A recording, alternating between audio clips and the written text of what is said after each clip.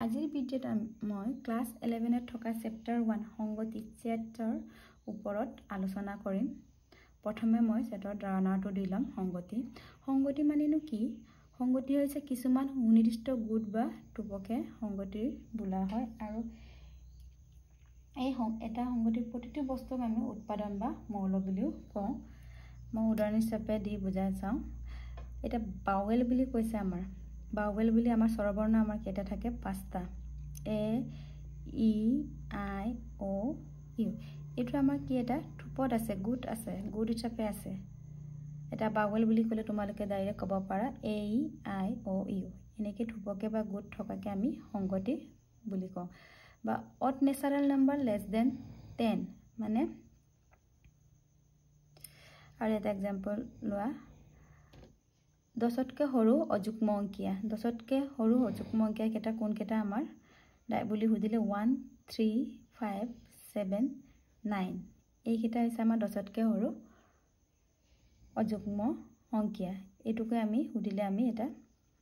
ক'ব পাৰোঁ। তেতিয়া আমাৰ কি হৈছে? এটা আমাৰ গোট হিচাপে বা ধ্ৰুৱ হিচাপে আছে।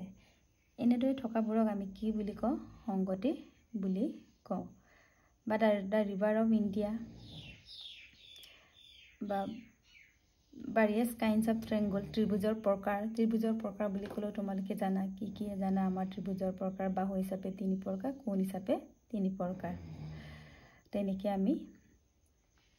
তেনেকৈ থকাবোৰক আমি কি বুলি কওঁ? সংগতি বা চেট বুলি কওঁ। কিন্তু কিছুমানৰ ক্ষেত্ৰত তোমালোকে চোৱা কিছুমান আছে তোমাৰ অসমত থকা আমাৰ সাহিত্যিকসকল বা ইণ্ডিয়াত থকা আমাৰ সাহিত্যিকসকল, এইটো আমাৰ এটা সংগতি হয়নে নহয়? বা তোমাৰ ভাল পোৱা প্ৰিয় সাহিত্যিকজন, এইটো সংগতি হয়নে নহয়? এইটো সংগতি হ'ব নোৱাৰে। কাৰণ তুমি যাক ভাল পোৱা মই তাক ভাল নাপাবও পাৰোঁ বা মোৰ ভাল পোৱাটোক তুমি ভাল নাপাবও পাৰা। এইবোৰ আমাৰ আকৌ সংগতিত নপৰে। আকৌ যেনিবা তোমাৰ প্ৰিয় খেলুৱৈজন, এটা হৈছে এক্সাম্পল ক্ৰিকেটাৰ হিচাপে তুমি বিৰাট কোহলীক ভাল পোৱা, মই নাপাবও পাৰোঁ বা মই সৌৰভ গাংগুলীক ভাল পাওঁ, তুমি ভাল নাপাবও পাৰা।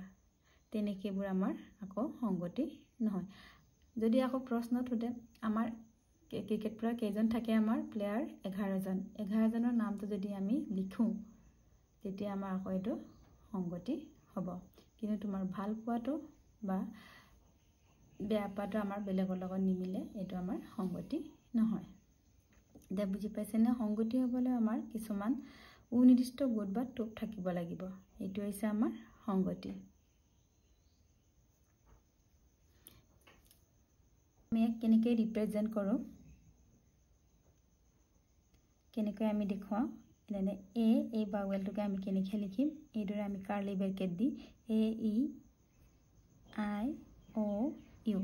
এনেকৈ আমি ৰিপ্ৰেজেণ্ট কৰোঁ। বা ঠাইত আমি বিও লিখিব পাৰোঁ। বা 10তকৈ সৰু আমাৰ অযুগ্ম অংকীয়া কেইটা বা যুগ্ম অংকীয়া বুলি ক'লে কোনটো আছিলে?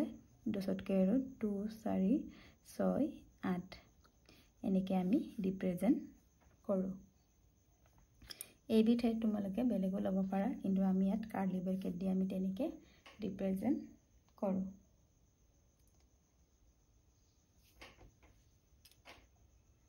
পিছত আহিব আমাৰ অন্তৰ্ভুক্ত আৰু অন্তৰ্ভুক্ত নহয়, মানে belongs two and not belongs two. Belongs two অন্তৰ্ভুক্ত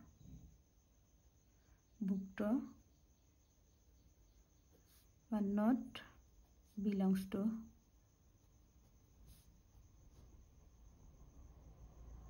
অন্তৰ্ভুক্ত নহয়। এইটো আমি কেনেকৈ কি কৰিম? যেনিবা এটা সংগতি এটা লওঁ আমি এ = 1, 2, 3, 4, 5। তেতিয়া অন্তৰ্ভুক্ত বুলি ক'লে আমাৰ চিম্বলটো আহিব, আমাৰ অন্তৰ্ভুক্তৰ চিম্বলটো এইটো। আকৌ নট অন্তৰ্ভুক্ত নহয় মানে নট বিলংছ টু বুলি ক'লে আমাৰ এনেকৈ আমি কাটি দিব লাগে। এতিয়া আমাক প্ৰশ্ন এটা সুধিলে যেনিবা 6টো এৰ অন্তৰ্ভুক্ত হয়নে নহয়? অন্তৰ্ভুক্ত মানে এই 6টো এৰ আছেনে নাই? ইয়াত চোৱা এইট আমাৰ 1 2 3 4 5 লৈছোঁ চ' এইটো নাই তেনেহ'লে কি হ'ব এইটো নট বিলংছ টু মানে এ নট বিলংছ টু 6 আকৌ 4 যদি দিয়ে তেতিয়া 4টো আমাৰ এৰ অন্তৰ্ভুক্ত হয়নে নহয় তেনেহ'লে চোৱা এই 4টো আমাৰ ক'ত আছে এত আছে তেনেহ'লে কেনেকৈ লিখিবা এ বিলংছ টু 4 তেনেকৈ আমি belongs to not belongs two দেখাব লাগিব চিম্বলটো মনত ৰাখিবা বিলংছ টু আৰু নট বিলংছ টু এইটো ইয়াৰ পিছত আমাৰ আছে সংগতিবোৰ প্ৰকাৰ আমি দুটা পদ্ধতি লিখিব পাৰোঁ দুটা পদ্ধতি আছে আমাৰ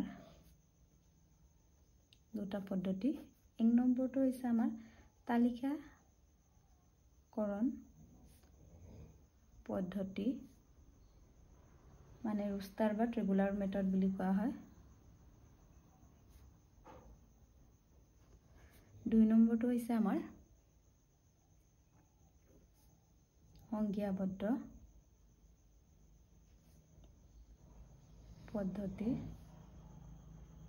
বা সংগতিগঠন পদ্ধতি বুলি কোৱা হয় ৰোল মেথড প্ৰথম আমি তালিকাকৰণ পদ্ধতিটো চাওঁ কি হয় তালিকাকৰণ পদ্ধতিটো তালিকাকৰণ পদ্ধতিটো হৈছে আৰু এই পদ্ধতিত আমাৰ দূৰ্ণ বৰ্ণনী ব্যৱহাৰ কৰোঁ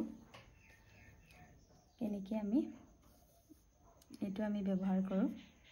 এই বন্ধনীটো তোমাক যদি প্ৰশ্নত উদে 20তকৈ সৰু অযুগ্ম অংকীয়াৰ সংগতিটো তালিকাকৰণ পদ্ধতিত লিখা বুলি কয় বা 10তকৈ সৰু যুগ্ম অংকীয়া বুলি লিখা বুলি ক'লে কেনেকৈ লিখে 10তকৈ সৰু যুগ্ম অংকীয়াখিনি 2 4 5 6 এনেদৰে লিখাটোকে আমি কি বুলি কওঁ তালিকাকৰণ পদ্ধতি আমি মানে মৌলবোৰক কমাৰে পৃথক কৰি এফালৰ পৰা এফালে আমি ইয়াত কমা দি তেনেকৈ লিখোঁ প্ৰশ্নটো ৱৰ্ডত তোমাক সুধিলে তোমালোকে নিউমাৰিকেলৰ বাবে লিখাটোৱে হৈছে আমাৰ তালিকাকৰণ পদ্ধতি বা ৰোষ্টাৰ মেথড মানে মাজত কিন্তু আমি কমা ব্যৱহাৰ কৰিব লাগে সংগতিৰ মৌলবোৰ প্ৰতিটো জোৰ মৌলকে কমাৰে পৃথক কৰি লিখিব পৰাটো হৈছে আমাৰ তালিকাকৰণ পদ্ধতি এতিয়া নেক্সট হৈছে আমাৰ সংজ্ঞাবদ্ধ পদ্ধতি সংজ্ঞাবদ্ধ পদ্ধতিত কি হয় তোমাক যদি এক্সাম্পল দিয়ে 50তকৈ সৰু স্বাভাৱিক অংকীয়াটো আমি কি সংজ্ঞাবদ্ধ পদ্ধতি ৰুল মেথডত আমি লিখিব লাগিব বা সংজ্ঞাবদ্ধ বা সংগতিগঠন পদ্ধতি বুলি কোৱা হয় তাক লিখিবলৈ ক'লে কেনেকৈ লিখিবা এ এইটো ব্ৰেকেটটো লাগিবই আমাক ইয়াত কয় x colon x as that x 50তকৈ সৰু স্বাভাৱিক অংকীয়া নেচাৰেল নম্বৰটো আমি কি চিম্বল ব্যৱহাৰ কৰোঁ আমি এইটো সকলোৱে জানে কেপিটেল N কি কৈছে কমা x টো কি 50তকৈ সৰু x টো কি 50তকৈ সৰু এনেদৰে আমি লিখাটোকে কি বুলি কওঁ সংগতিগঠন পদ্ধতি বা সংজ্ঞাবদ্ধ পদ্ধতি যেতিয়া আমি এক্সাৰসাইজ কৰিম তেতিয়া ভালকৈ বুজি পাবা এনেদৰে লিখাটোক আমি সংজ্ঞাবদ্ধ বা ৰুল মেথড বুলি কওঁ আৰু তালিকাকৰণ পদ্ধতিত আমি এনেদৰে লিখাটো আমি তালিকাকৰণ পদ্ধতি বুলি কওঁ তাৰপিছত আহিলে আমাৰ এম্পটি সেট মানে ৰিক্ত সংগতি এম্পটি সেট এটা এম্পটি সেট ৰিক্ত সংগতি মানে যাৰ এটাও উৎপাদন নাই মানে এটাও মৌল নাই এটুকে কৈছে আমাৰ এম্পটি সেট আৰু ইয়াক আমি কিহেৰে ব্যৱহাৰ কৰোঁ আমি পাই বা এইটো আমি ব্যৱহাৰ কৰিলে এই চিম্বলটো প্ৰতীকটোৰে আমি বুজোৱা হয় ৰিক্ত সংগতি মানে আমাৰ দুইতকৈ সৰু যুগ্ম সংখ্যা বুলি যদি কওঁ দুইতকৈ সৰু আমাৰ যুগ্ম স্বাভাৱিক সংখ্যা আছে জানো নাই এই নথকাবোৰে হৈছে আমাৰ ৰিক্ত সংগতি আমি চিম্বলটো কেনেদৰে ব্যৱহাৰ কৰোঁ পাই বা এইটো ব্ৰেকেট ব্যৱহাৰ কৰোঁ যদি আমি এই ব্ৰেকেটৰ পিছত আমি যদি পাইটো লগাও তেনেহ'লে এইটো আমাৰ ৰিক্ত সংগতি নহয়। পিছত আহিব আমাৰ ফাইনাইট আৰু ইনফাইনাইট সেট, অসীম আৰু অসীম সংগতি। ইয়াত তোমালোকৰ শব্দটোতে তোমালোকৰ মিনিংটো হৈছে অসীম মানে ফাইনাইট, যাৰ সীমা আছে, যিটো সংগতি নিৰ্দিষ্টকে উৎপাদনেৰে গঠিত, যাৰ সীমা থাকে এইটো হৈছে অসীম, আৰু যাৰ সীমা নাই, যিটো আমি হিচাপ কৰি শেষ কৰিব নোৱাৰো, এইটো হৈছে আমাৰ অসীম সংগতি। নেক্সট আহিব আকৌ আমাৰ সমান সংগতি, ইকুৱেল সেট। মানে চোৱা এক্সাম্পল, এত যদি আমাৰ 1 2 3 4 আছে,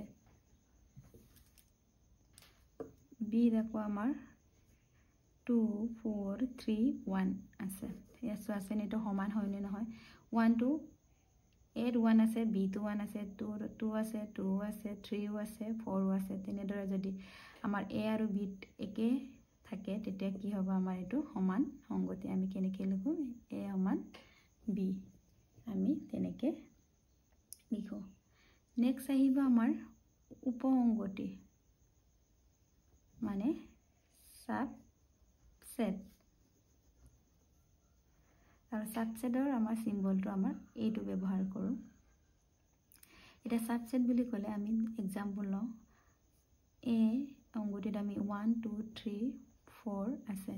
বিত আছে আমাৰ 1 2 3 4 5। তেতিয়া আমাৰ এটা এক বিৰ উপসংগতি বুলি কেতিয়া ক'ম, আমি ইয়াত এৰ প্ৰত্যেকটো মৌল আমাৰ ক'ত থাকিব লাগিব, আমাৰ বিত থাকিব লাগিব। এতিয়া এত 1 2 3 4 আছে, বিত আমাৰ 1 2 3 4 5, তেনেহ'লে আমাৰ এত থকাখিনি আমাৰ বিত আছে, তেনেহ'লে আমি কি বুলি কওঁ, এ উপসংগতি B, A subset of B বুলি আমি কওঁ। এতিয়া সাবসেটৰ কনচেপ্টটো ক্লিয়াৰ হৈছেনে, বা ইয়াক বিৰ উপসংগতি এ বুলি ক'ব পাৰোঁ নেকি, আমি ক'ব নোৱাৰোঁ, কাৰণ বিৰ গোটেইখিনি মৌল আমাৰ এত নাই, কিন্তু এৰ মৌলখিনি বিত আছে, সেইকাৰণে এইটো এ সাবসেট অফ বি, এ উপসংগতি কি বি হ'ব।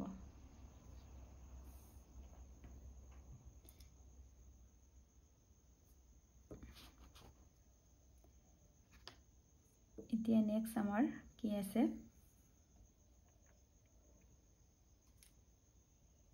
বা আমি বি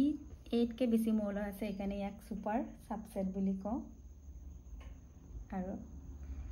এইটো হৈছে আমাৰ প্ৰপাৰ সাবসেট, বিটো হৈছে আমাৰ ছুপাৰ সাবসেট। নেক্সট আকৌ আমাৰ একক সিংগুলটন, মানে সিংগুল মানে আমাৰ এটা,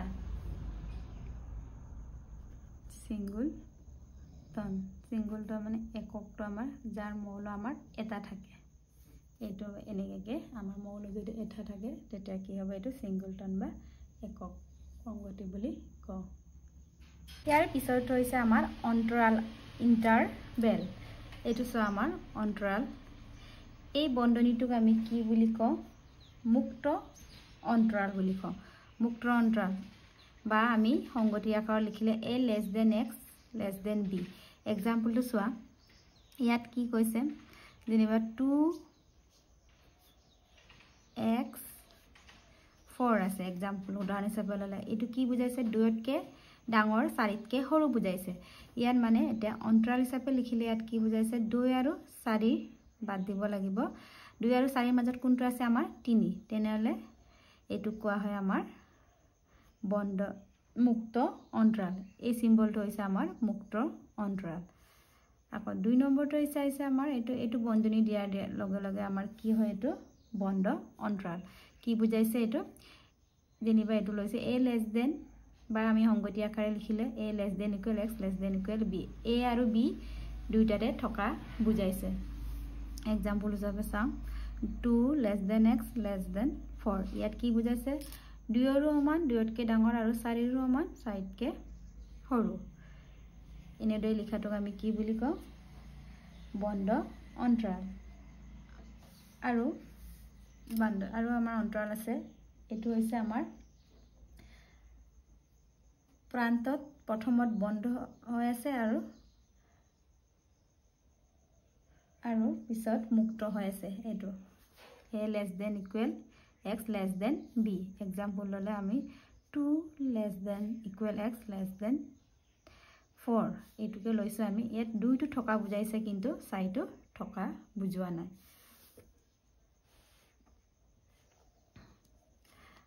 আৰু এইটো হৈছে প্ৰথমতে আছে আমাৰ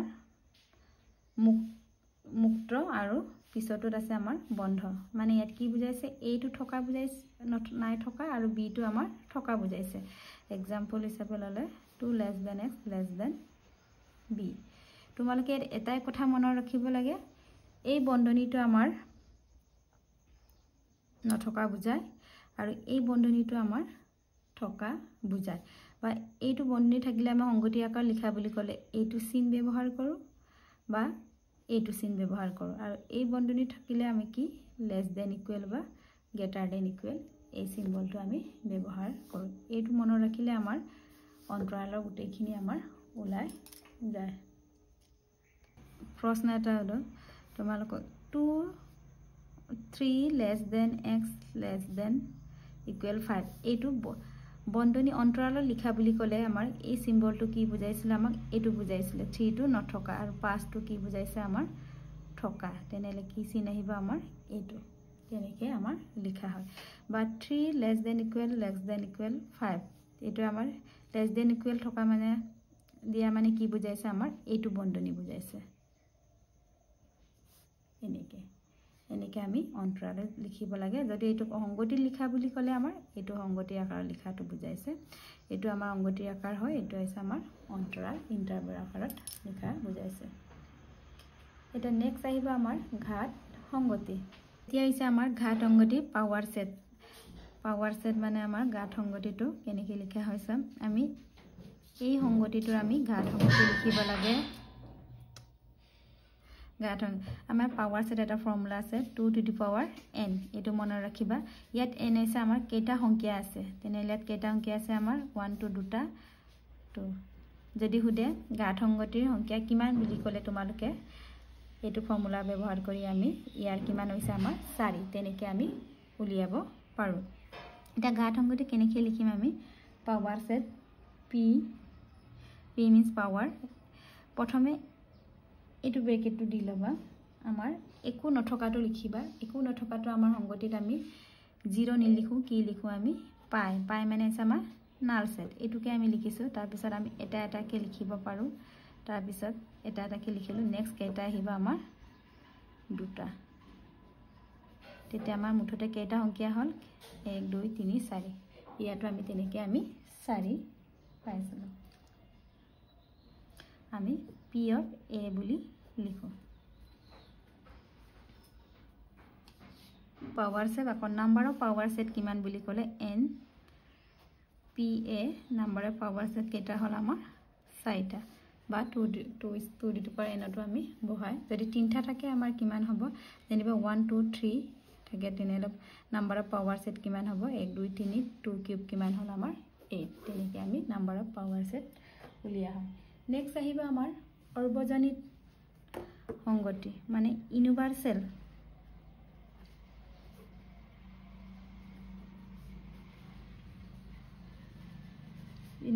মানে কি ইউনিভাৰ্সেল মানে অৰ্বজনিত গোটেইখিনি সামৰি লোৱা হয় এক্সাম্পল আমি a 1 2 3 আছে b আছে আমাৰ a b c আকৌ c এটা সংগতি ললো 4 5 6 তেনেকে ললো তেটা সৰ্বজনীন বা ইউনিভাৰ্সেল বুলি ক'লে ইউনিভাৰ্সেল বুলি অৰ্বজনিত ক'লে গোটেইখিনি সামৰি লোৱাকে আমি কি বুলি কওঁ ইউনিভাৰ্সেল সেট যেনিবা কিমান হ'বগে আমাৰ ইউনিভাৰ্সেলটো আমি ইউ আখৰেৰে চিহ্নিত কৰো তেটা গোটেইখিনি আমি একেলগে লিখিলে কি হ'ব 1 2 3 a b টো লিখিব লাগে আকৌ c টো c কি আছে আমাৰ 4 5 6 এনেকে গোটেইখিনি সামৰি লোৱাকে আমি ইউনিভাৰ্সেল সৰ্বজনিত সংগতি বুলি কওঁ আৰু ইয়াক কি আখৰে চিহ্নিত কৰো আমি কেপিটেল ইউ মিলন মিলন মানে আমাৰ হৈছে অৰ্বজনিত সংগতিটোকে আমি মিলনো বুলি ক'ব পাৰোঁ যে এই সংগতিত দিয়া আছে আমাৰ 1 2 3 বি দিয়া আছে আমাৰ এ বি সি দিয়া আছে তেতিয়া আমি মিলন ইউনিয়ন বুলি ক'লে আমাৰ ইউনিয়নৰ সিম্বলটো ইউ নহয় আমি এনেকৈ লিখা হয় এ ইউনিয়ন বি কিমান হ'ব বুলি ক'লে আমাৰ এ আৰু বি গোটেইখিনি থকাটোকে আমি মিলন বুলি বা ইউনিয়ন বুলি কওঁ ইয়াক কেনেকৈ কৰা হয় এ ইউনিয়ন বি মানে এটো এটা সৰ্বজনীন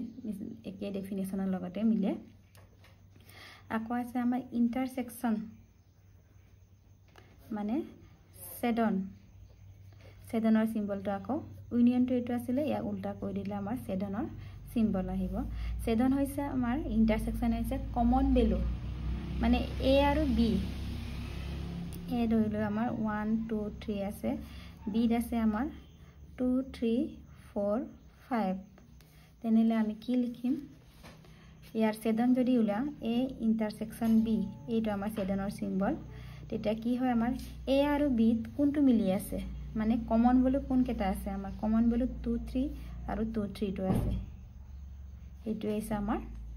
ইন্টাৰসেকশন বা ছেডন এটা মিলন হৈছে আমাৰ এ বিৰ গোটেইখিনি থকা ভ্যালুখিনি বুজায় আৰু ছেডন হৈছে আমাৰ এ বিৰ কমন ভ্যালুটি হৈছে আমাৰ ইন্টাৰসেকশন মানে ছেডন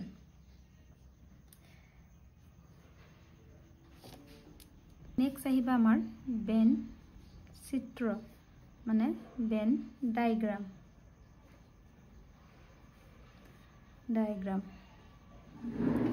আমাৰ বেন ডায়াগ্ৰামটো আমাৰ এইটো এনেকৈ আমি বেন ডায়াগ্ৰাম ব্যৱহাৰ কৰিব পাৰোঁ চিত্ৰৰ সহায়ত এতিয়া আমি এই চিত্ৰবোৰক আমি কি বেন ডায়াগ্ৰাম বুলি যদি আমি এ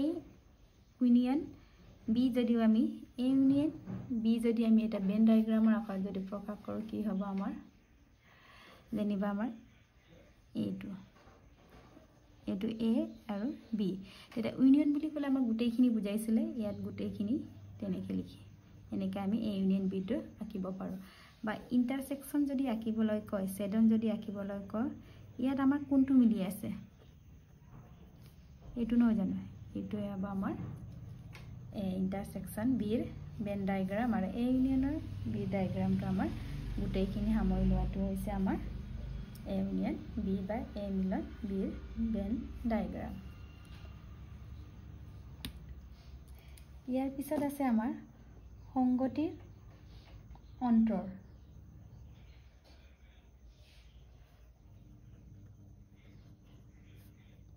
অন্তৰ মানে হৈছে আমাৰ ডিফাৰেন্স মানে a minus b মানে a এটা সংগতি লৈছে আৰু b লৈছে যেনিবা a আছে আমাৰ কি ইয়াত 1 2 3 4 b লৈছে আমি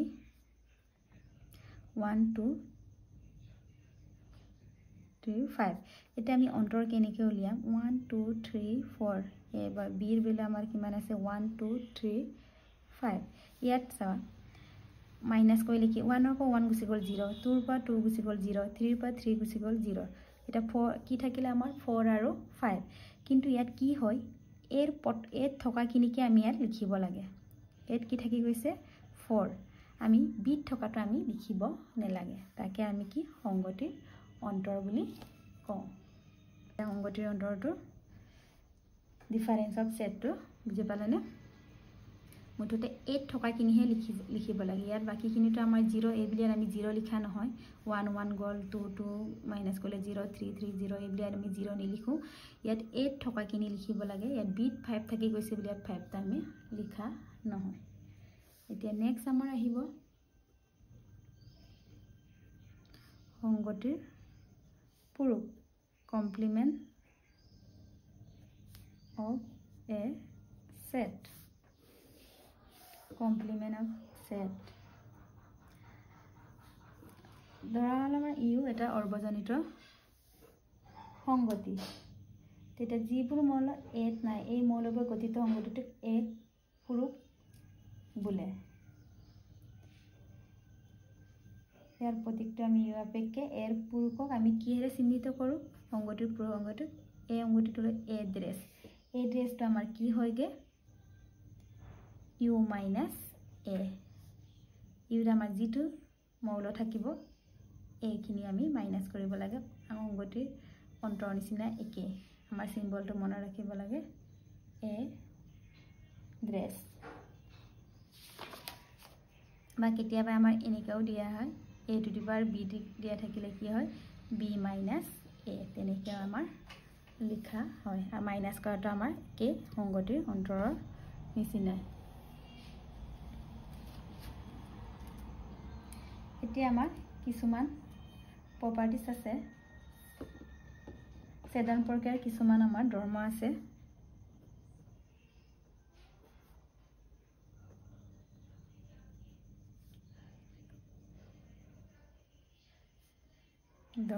এটো আমি লিখি দিছো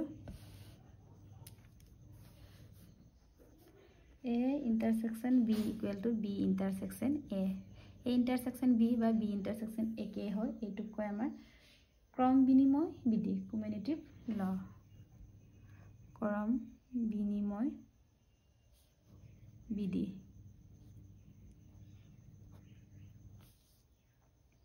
বা ইউনিয়ন হলো আমাৰ একে a ইউনিয়ন b বা b ইউনিয়ন a একে এইকেইটা আছে আমাৰ ক্ৰম বিনিময় বিধি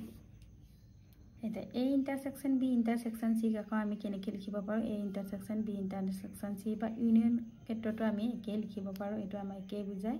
এই বিধিটোক আমি এসোসিয়েটিভ ল বা অহচাৰ্য বিধি বুলি কওঁ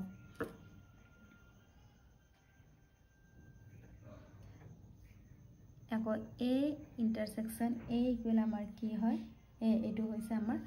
বৰ্গসম বিধি বুলি কোৱা হয়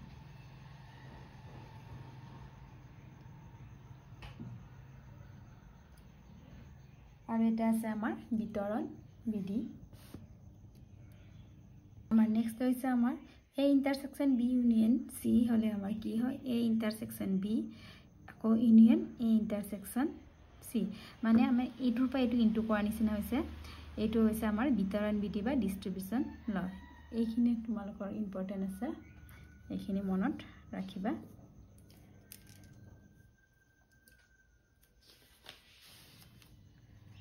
আগতে আমাৰ কিতাপ পুৰণা সিলেবাস মতে আমাৰ কিছুমান ফৰ্মুলা হয়তো আমি অংক সলিউশন কৰিছিলো কিন্তু এতিয়া এবাৰ নতুন নিউ কিতাপত আমাৰ সিলেবাসখন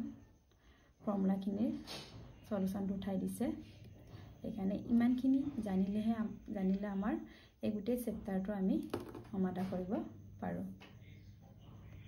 ইয়াৰ নেক্সট ভিডিঅ'ত আমি এক্সাৰসাইজবোৰ কেনেকৈ কৰোঁ আমি দেখুৱাম